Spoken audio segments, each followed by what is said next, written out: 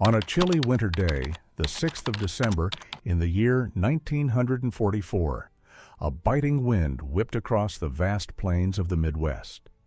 It carried the harsh sting of cold as the train slowed to a stop near the entrance of a prisoner of war camp in Iowa.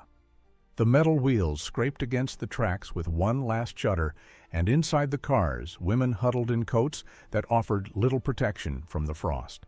They clutched their arms tightly around themselves. Back in Germany, the warnings had been clear. Propaganda leaflets painted a grim picture.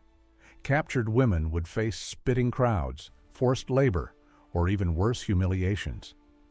Whispers of those terrors echoed among the young aides as they peered through the icy windows, straining to see what lay ahead in this unfamiliar American land. What met their eyes was unexpected and strangely disquieting. Beyond the barbed wire fences stood simple wooden barracks, their rooftops blanketed in fresh snow. Guards in thick coats stamped their feet to ward off the chill. A chimney from the kitchen sent puffs of white smoke into the pale sky of that December afternoon. Farther out, fields of sleeping corn stretched silently, like quiet ghosts, reminding everyone that this was farmland, not some distant war zone. For a few of the women, it was the first peaceful scene they had witnessed in what felt like forever. But that very calm only heightened their anxiety. Among them was a nurse, just 23 years old, who had been taken prisoner near Aachen as Allied forces advanced toward the Rhine. Her name has been lost to history, but her diary captured that moment with a brief note. "I set foot on American ground, bracing for shackles, yet the only burden I sensed was the pounding of my own heart." That heart raced wildly as she and the others were commanded to form a line on the platform. Exhausted from the long journey across the Atlantic, their bodies still rocked with the ghost of ocean waves and the tense silence of weeks under guard.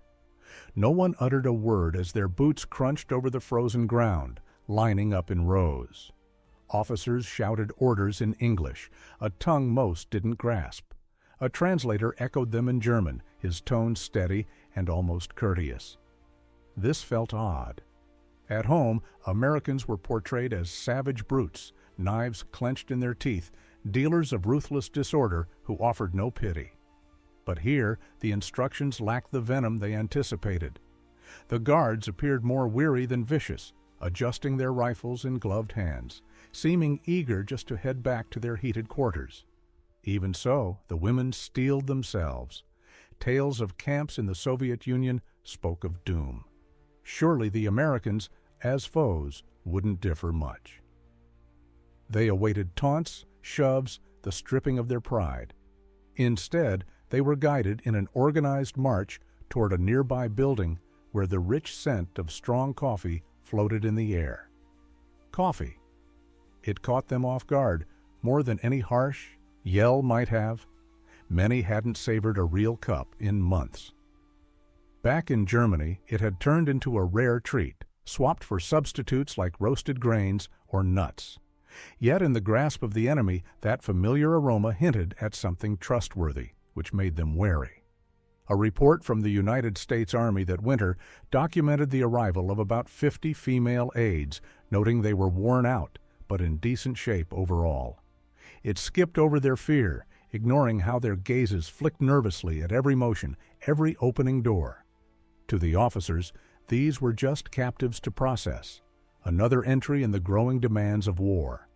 But for the women, each step held weight.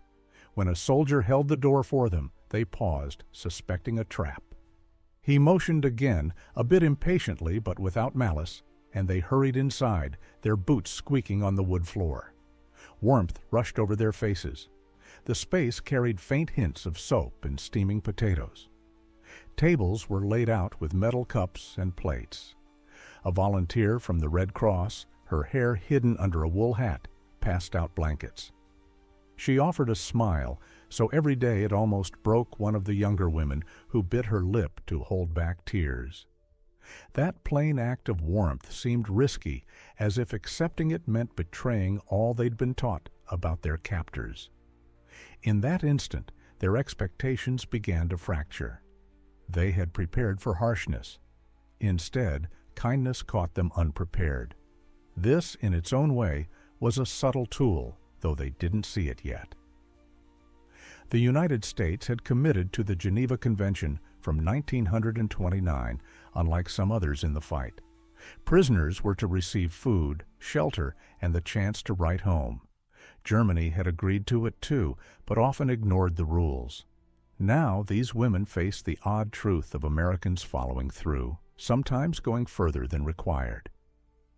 One captive later reflected, "They provided beds with fresh linens. I thought of my brother on the Eastern Front, huddled in icy dirt, and wondered why the enemy cared for us more than our own commanders did for him. That puzzle stung sharper than any slight. Suspicion clung, though. Maybe this welcome was fleeting, a setup for real hardship. Perhaps they were being pampered for some hidden scheme." The guards said little. Translators shared only the basics of camp life: work shifts, lights out times, head counts. The rest stayed shrouded. As night descended swiftly in those Midwest winters, the camp fell quiet, interrupted only by the crunch of patrol boots and the wind's soft howl against the wires.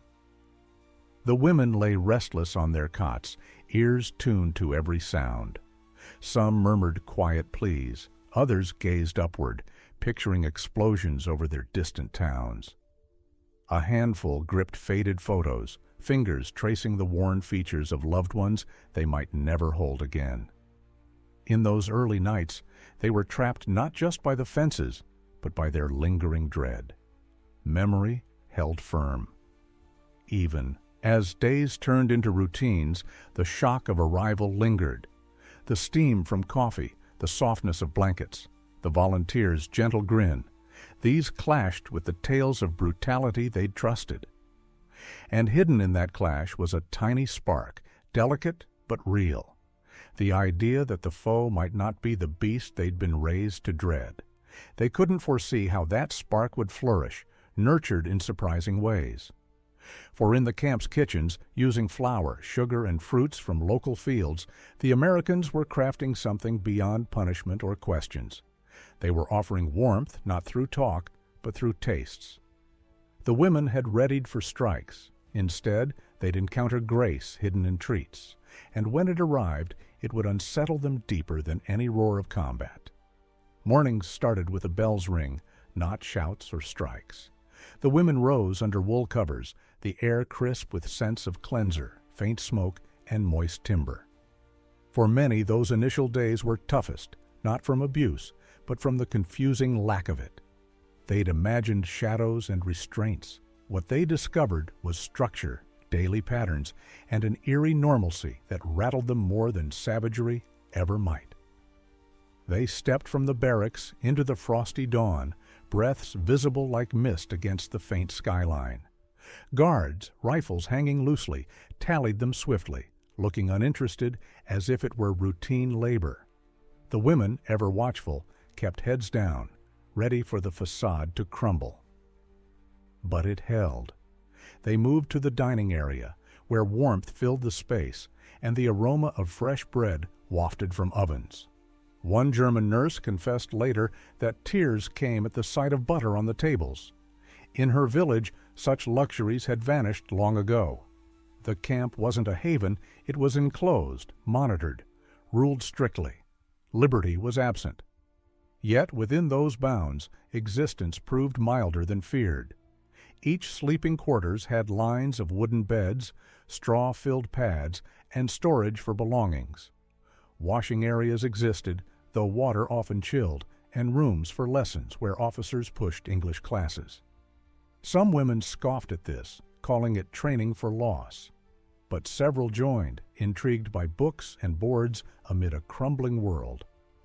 An official ration guide from the United States Army in 1944 stated prisoners got nearly as many daily calories as their own troops. Beans, potatoes, tinned proteins, bread, spreads, sweets. Coffee came too, though mild, sparking grumbles.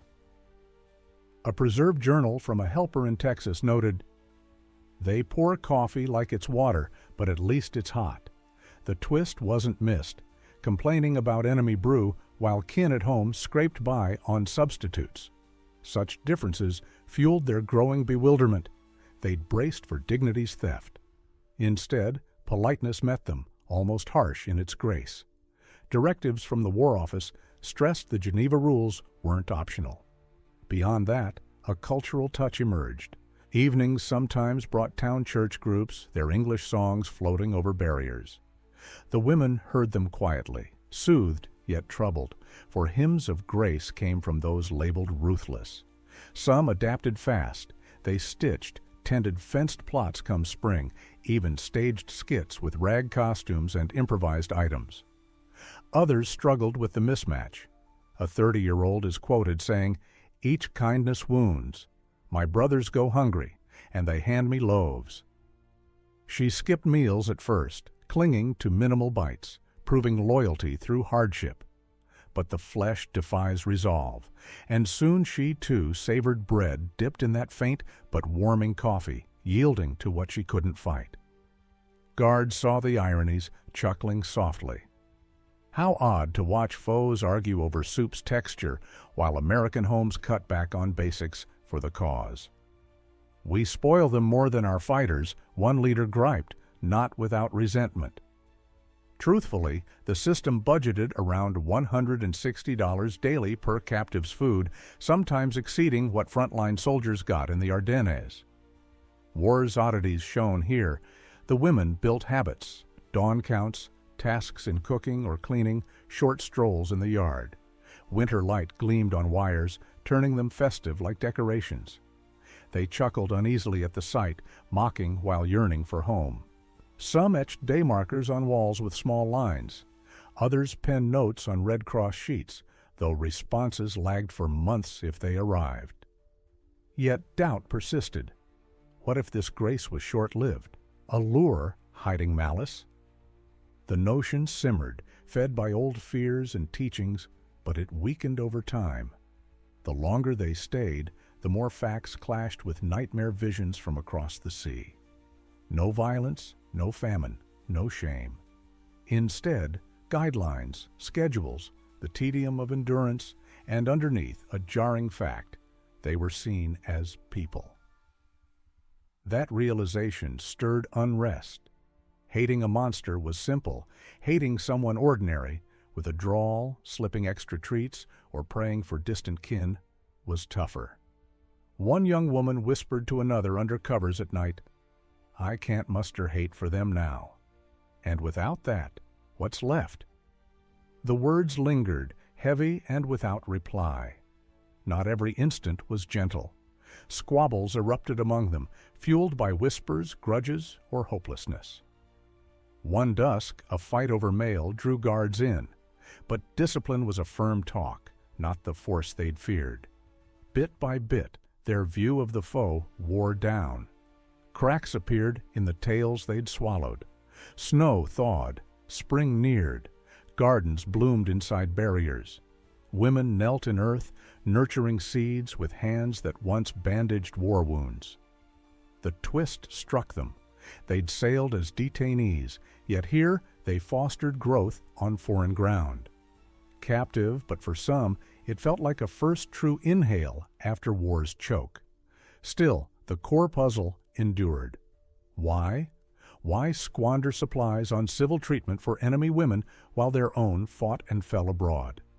They mulled it constantly, the riddle growing with each day. Though reasons layered, law, customs, tactics, the strongest sign was approaching. From kitchens wafted a sweet aroma. Flour, sugar, butter, and local apples morphed into something plain yet wondrous.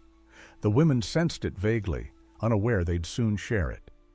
And in that tasting, the barriers of belief they'd hauled over waves would tremble like no enclosure could. It started with an aroma, sweet and inviting, unmistakable. The warm scent of apples baked with cinnamon and sugar wafting through the dining hall like a distant echo of better days. The women glanced up from their metal trays, their eyes drawn to the kitchen entrance, as if the fragrance were some kind of illusion. For many, fresh fruit had been a rarity for months. Back in Germany, by the end of 1944, apples were scarce, saved for special occasions, or bought at high prices from weary vendors. To catch that smell here, in confinement, felt like a tease from childhood memories. Some tensed up, wary of tricks. Others shut their eyes, letting the scent carry them away for a fleeting second. The door opened, and what came through was more surprising than any tale they'd heard crossing the ocean. Not armed men or stern overseers, but local women in heavy coats, their faces flushed from the winter air, carrying trays laden with golden, flaky pies. Their footsteps echoed softly on the wooden floor as they placed the desserts on the serving counter. They offered shy smiles, hesitant to lock eyes with the captives. The German women gazed back, frozen in astonishment. One murmured to herself, "Why squander such treats on us?" A guard cleared his throat, breaking the awkward quiet, and signaled for the line to move. Each woman received a generous slice, crisp crust, steaming fruit, a touch of butter melting onto the plate. They paused, utensils in hand, fingers unsteady. They'd steeled themselves for deprivation and penalties, not indulgence. Taking a bite seemed like giving in, but the pull of appetite outweighed resolve. One by one, they tasted it carefully. What unfolded next escaped the dry pages of official logs, which simply noted that community groups brought baked items to the detainees. But in hidden journals and stories shared years later, that instant resurfaces time and again. A 20-year-old aide from the Luftwaffe recalled it in a note penned long after. "I took that first bite, and for a single breath, the war faded. It brought back my grandmother's baking, pies left to cool by the window. I fought the memory, but the flavor pulled it out. For some, the richness was too much. One woman lowered her fork and wept softly, her frame trembling without a sound. Another grumbled that it was a ploy to weaken them, to erase the soldiers perishing across Europe. Yet even she cleared her plate by the meal's end. The body yearns for what the spirit pushes away." The guards caught the oddity, sharing quiet, smirks. "They figured we'd lash out at them," one later said. "Instead, we're handing out pie. Maybe that's our strongest message." He had a point. The war officials promoted fair handling not just to follow the Geneva rules, but to counter claims of American savagery. In that hall, the approach hit home in personal, unspoken ways, more effective than any pamphlet. Trust didn't come easily to the women. Even as they savored the last traces of spice on their forks, they questioned the intent. Poison? A form of mockery? But the hosts shared from the same batch, grinning with traces of filling on their hands, brushing away bits. The volunteers chatted in halting German or simple signs, inquiring about loved ones, offering more to those brave enough to respond. In a quiet spot, the nurse who'd arrived weeks before stared at the piece in her grasp. She'd anticipated restraints, found comfort instead, expected emptiness, found meals. Now expectations dissolved. She bit in, eyes closed, and recollection overwhelmed her. She pictured her mother sprinkling flour on a table, her sibling sneaking a taste of sweetness. She'd fed on resentment for years, fueled by chance. But in foe's territory, a flavor stripped her defenses more than any conflict. Not all gave way so soon. A few pushed the dessert aside, refusing the lure. Their stand felt empty, though, as the aroma saturated the space, weaving into every inhale. It wasn't mere sustenance, it was emblem, tool, contradiction. The treat compelled them to face a forbidden truth. Adversaries could show compassion.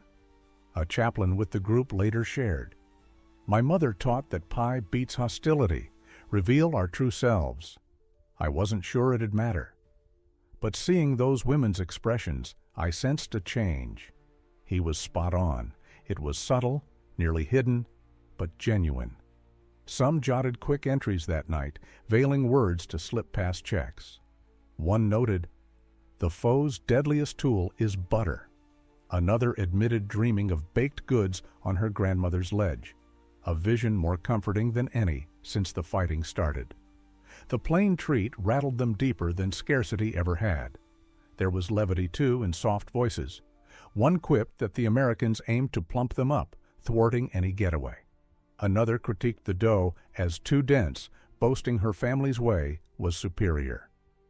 Chuckles, hesitant and tender, pierced the weeks-long hush in the quarters. The sound of mirth in bondage surprised them. Beneath it simmered discomfort. What if foes were generous? What if the rifle holders could share desserts? If this nation wasn't the ruthless colossus drilled into them, what other deceptions lingered? That lingered like a lingering flavor after the remnants vanished.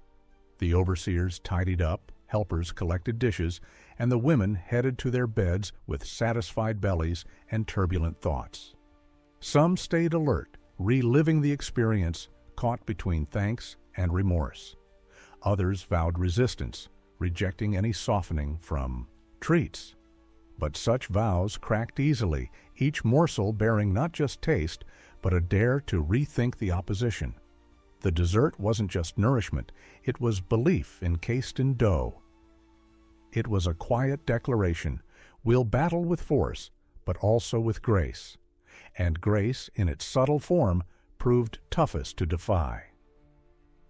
The women couldn't grasp yet how that instant would linger, resonating long after peace, as some returned to debris-strewn homes, while others yearned for the odd decency of their detention. For now they knew only that no drill, no teachings had readied them for this. The real jolt was still ahead. If a simple treat could crack their trust in falsehoods, the war's final stretch would shatter those notions completely. By the spring of 1945, the barriers felt less like a trap and more like a distant boundary. The women still rose to the bell's toll, still assembled under vigilant eyes. But an unseen shift had occurred. They'd arrived expecting malice, found steady respect instead. They'd sampled that baked delight and felt their certainties waver. Now, as whispers of Germany's downfall leaked through mail and faint broadcasts, captivity remolded them in unforeseen ways. The nurse who'd dreaded bonds now shared American phrases with her companions, chuckling at the awkward twists on their tongues. The 30-year-old who'd shunned food for solidarity now nurtured plants within the enclosure, drawing beans and greens from the dirt. Even amusement, once seen as disloyal, echoed more often on the warming breeze. Yet each gesture of care carried regret. "We dine heartily," one journaled, "as our kin scavenge scraps amid ruins. How is this fair?" That conflict tormented their wired existence. Embracing foes' mercy meant admitting tales of brutality were fabrications. Finding ease while homeland suffered bred shame. Still, the gestures persisted. Neighbors gifted reading materials, covers, even music tools. Evenings sometimes rang with strings and reeds, tunes from past lives played by those who recalled them. Watchers listened in hush, maybe catching echoes of their own far-off abodes. Conflict forged rivals, but closeness softened divides, blurring lines. When Germany yielded in May, the grounds fell silent, not jubilant. The women huddled, deciphering the posted notice, its words rendered one by one. Hitler gone, the empire crumbled. Relief mixed with sorrow for some, disbelief turned sour for others. A young helper muttered, "It can't be. We were promised unbreakable strength." But reality weighed heavy. Their country broken, families adrift, while they remained secure, nourished, sheltered in rival territory. Correspondents arrived sluggishly, bearing blows. One discovered her Cologne dwelling reduced to dust.